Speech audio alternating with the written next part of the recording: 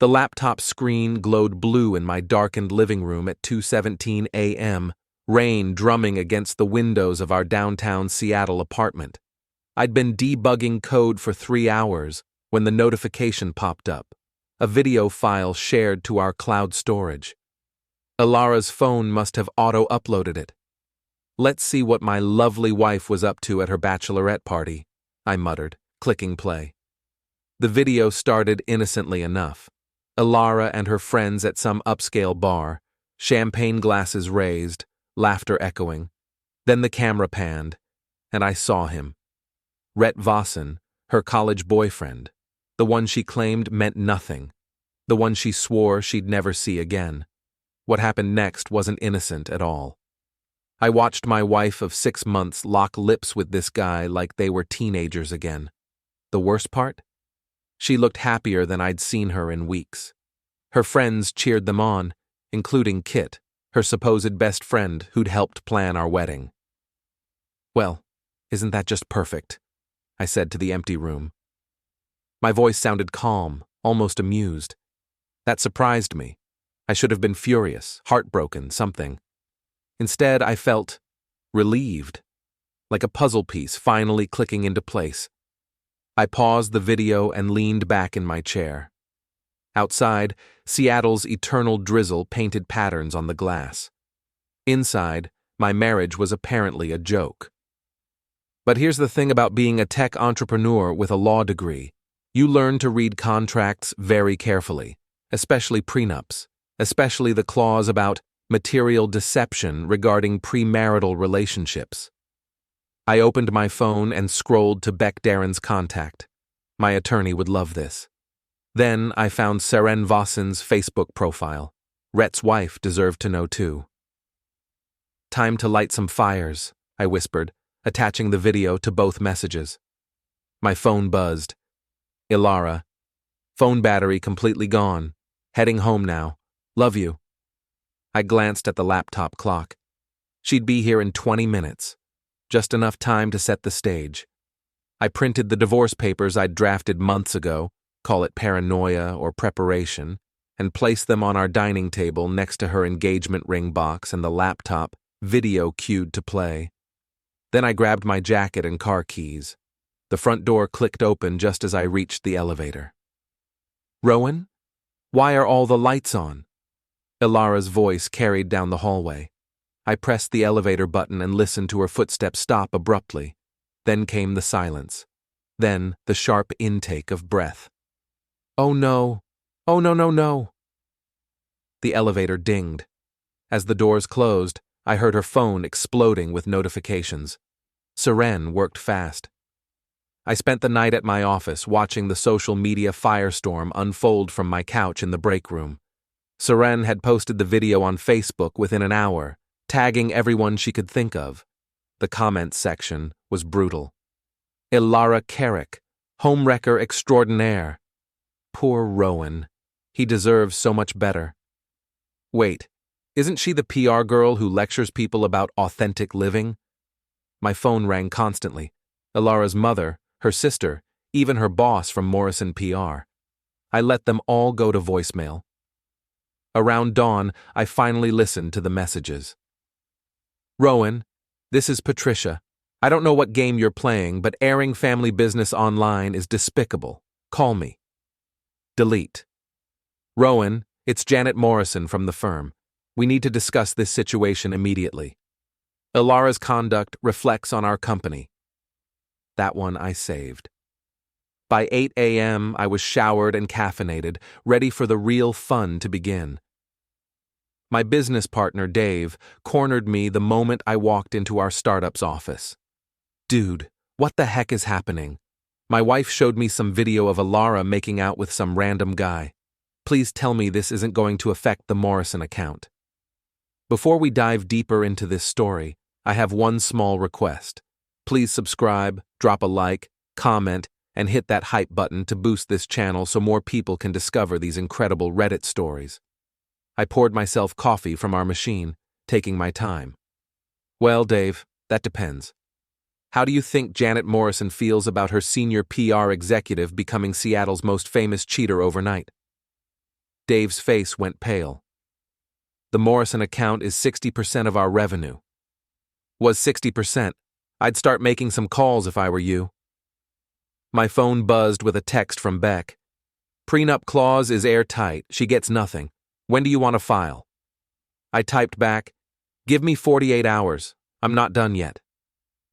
Around noon, I decided to pay Morrison PR a visit. Their downtown office occupied 3 floors of a glass tower, all chrome and corporate polish. I rode the elevator to the 15th floor, carrying a briefcase full of printed documents. The receptionist recognized me immediately. Mr. Carrick, I'm so sorry about, well, everything. Is Elara expecting you? Emergency meeting, I said, with my best concerned husband expression. Conference room available? She led me to a glass-walled room where Elara sat with Janet Morrison and 2 other executives, looking like she'd been crying for hours. Her usually perfect makeup was smudged, her designer blouse wrinkled. Rowan! She stood up so fast her chair rolled backward. Thank goodness. Please tell them this is all a misunderstanding. I set my briefcase on the polished table and opened it slowly. Actually, I'm here to clear up the misunderstanding. I pulled out copies of our prenuptial agreement and placed one in front of each person. Page 3, Section 12. Material deception regarding premarital relationships constitutes grounds for immediate asset forfeiture. Janet Morrison adjusted her reading glasses. Mr. Carrick, what exactly are you saying? I'm saying my wife lied about her relationship with Rhett Vossen. She's been in contact with him throughout our marriage, and now she's committed adultery, which violates both our marital contract and, I believe, her employment agreement regarding moral conduct. Elara's face went white. You can't be serious. I pulled out my phone and opened the video. Would you like me to play this for everyone? I have the full 20-minute version. That won't be necessary, Janet said quickly. Elara, I think you should take some time off while we review this situation. Time off? Elara's voice cracked. Janet, you know me. This was one mistake, one moment of weakness. One moment that's been viewed by half of Seattle, I interrupted. Your personal brand is somewhat compromised, wouldn't you say? Janet Morrison stood up. Elara, clean out your office. We'll discuss your future here next week. As I packed up my briefcase, I felt genuinely sorry for about 3 seconds. Then I remembered the video, and the feeling passed. That evening, I returned to our apartment to find it empty. Elara had cleared out her clothes and personal items, leaving only a note. I'm staying with Kit until we can talk like adults. Kit, her loyal best friend who'd stood by and cheered while Elara made out with another woman's husband. I'd always suspected Kit disliked me, but I'd never understood why. Time to find out. I spent the next 3 hours going through Elara's laptop, the one she'd left behind in her hasty retreat. Her password was pathetically simple, our anniversary date. Inside, I found a treasure trove of information. Text threads with Kit going back months. He's so boring, Elle. All he talks about is code and contracts. I know, but the money is good, and the prenup protects me if things go south. What if we made things go south on our terms? That message was from 2 weeks before our wedding. I kept reading, my coffee growing cold as the pieces fell into place. Kit hadn't just encouraged the affair, she'd orchestrated it. She'd reconnected Elara with Rhett, suggested the Bachelorette party location, even booked the hotel room. But why? I found the answer in Elara's email drafts, a message she'd never sent, addressed to Kit. I can't keep doing this. Rowan doesn't deserve what we're planning. Maybe we should just call off the whole thing. Kit's response, forwarded from her own email. Too late now. Besides, he fired me, remember? Turnabout is fair play. My stomach dropped. Kit Morrison, Janet's daughter, the intern I'd let go last year for consistently missing deadlines and showing up late. She'd been planning this revenge for months, using my own wife as the weapon. I grabbed my phone and called Beck. I need you to run a financial audit on all my accounts, I said. Personal and business. Look for any irregularities, any unauthorized access. Rowan, it's 11 p.m. Can this wait until— No, it can't. And check if Elara has any accounts I don't know about. Joint accounts, credit cards, anything. Beck sighed. I'll make some calls, but this is going to cost you. Bill me. And Beck? I think they've been stealing from me. 3 hours later, Beck called back with news that made my hands shake with rage. You were right. Someone's been siphoning money from your business account for months. Small amounts, under the reporting threshold. About 40,000 total. Can you trace where it went? Joint account opened 6 months ago. Elara Carrick and Kit Morrison, co-signers. I hung up and stared out at the Seattle skyline, city lights blinking like electronic stars. My wife and her friend hadn't just betrayed me. They'd robbed me. This wasn't about a moment of weakness or old feelings. This was a calculated con job. Time to calculate my response. The next morning I drove to Rhett's bar on Capitol Hill. The rusty anchor looked exactly like what it was. A dive bar trying too hard to be trendy, with exposed brick walls and overpriced craft beer. At 10 a.m. it was closed, but I could see someone moving around inside. I knocked until Rhett opened the door. He looked rough, like he'd been drinking since the video went viral. His usually perfect hair was messy, his eyes as red. What do you want? He asked, not opening the door fully. To talk, man to man. He laughed bitterly. Little late for that, don't you think? Actually, I think it's perfect timing. I pushed past him into the bar. It smelled like stale beer and broken dreams. Rhett followed, closing the door behind us. Look, about Elara. Oh, this isn't about Elara, I said, pulling out my phone. This is about your wife posting that video of you two all over social media. How's that working out for you? His face darkened. Serene filed for divorce yesterday, took the kids to her mother's. Ouch! That's rough. How's business? Rhett gestured around the empty bar. What do you think? Half my regular customers are too embarrassed to show their faces. The other half think I'm scum.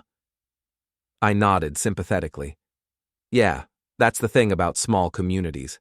Everyone knows everyone. Word travels fast. Why are you here, Rowan? Come to gloat? Actually, I came to show you something interesting. I pulled out printed copies of the text messages between Elara and Kit, the ones about planning the whole affair. I spread them on the bar like playing cards. Your girlfriend played you, Rhett. This whole thing was Kit Morrison's idea. Elara was just the weapon. He read through the messages, his expression shifting from confusion to anger. This is impossible. Elara said she'd been thinking about me for months. She was thinking about my bank account for months. Check this out. I showed him the bank records, the joint account, the stolen money. By the time I finished explaining, Rhett looked like he wanted to punch something. That manipulative witch, he muttered. Which one? I asked. Because from where I'm sitting, they all played you. Kit set it up, Elara executed it, and you were just the convenient ex-boyfriend with a convenient location. Rhett poured himself a whiskey from behind the bar, even though it wasn't noon yet. So what now? We both got screwed over by the same people. Now you help me make sure they face consequences for what they've done. What kind of consequences? I smiled for the first time in days. The kind that hurt. 2 days later, I had everything in place.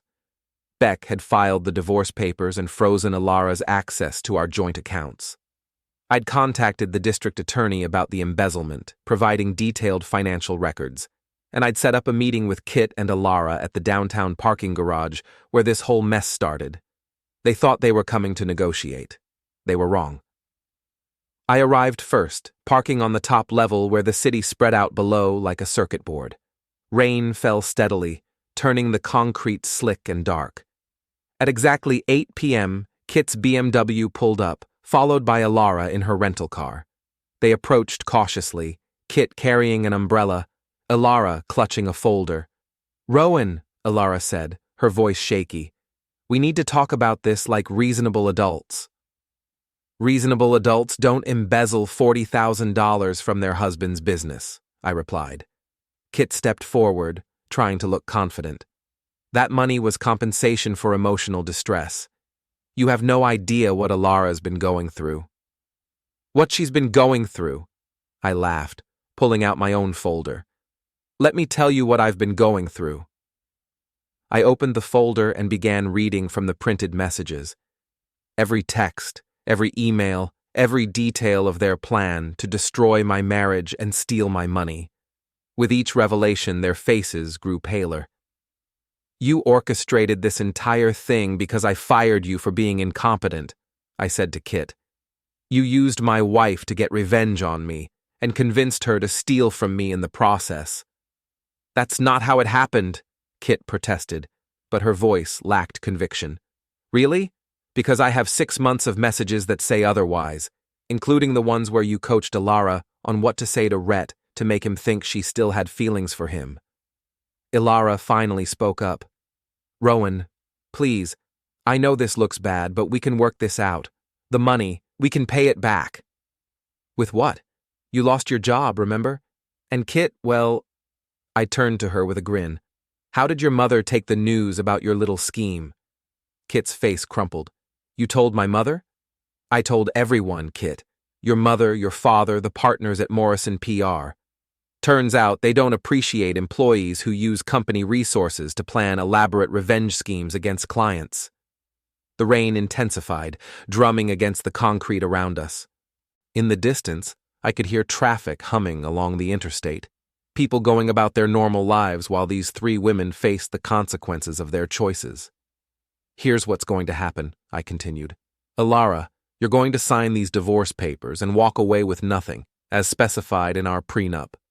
Kit, you're going to face embezzlement charges unless you can convince the DA that you're worth more as a witness than a defendant, and both of you are going to stay out of my life forever.